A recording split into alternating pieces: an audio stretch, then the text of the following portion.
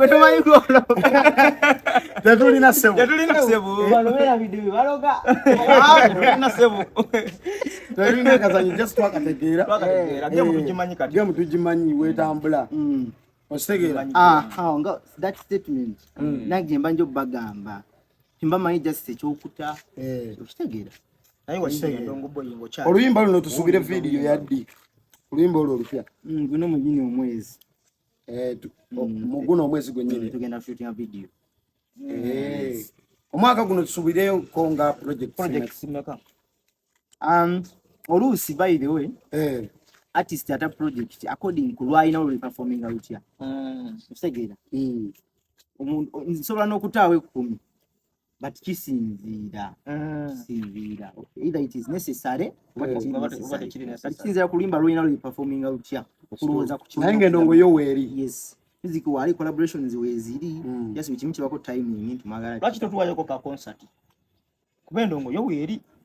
No mu Eastern eri Kampala. Ne Kampala. Oba wategeka ddanga tetumanyi. Nsitegekanga. Just akasira kachupu kikanatuuka.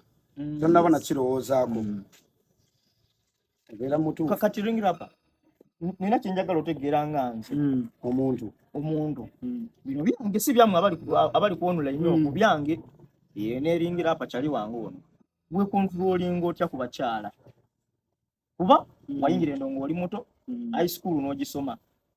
Abawala abo mbambo tegeero. Obo ino omukyala.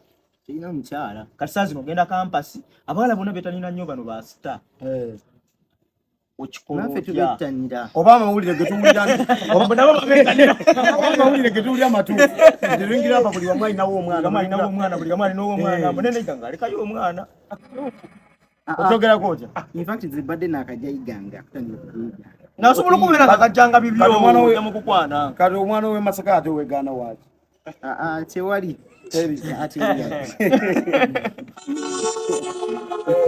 Oba mugananga ekyo kikolo ki ekyo okwekuuma we controlling otya kubagala abo. Kale mwana nze ndowooza byonna bizoba mu bulamu bibana n'ebibaamu batoki baita okuprioritizinga. Nti waliwo ekintu ekimu nga tokisobola kyakivinga nga olina kyotasoose kufuna. Tegeera.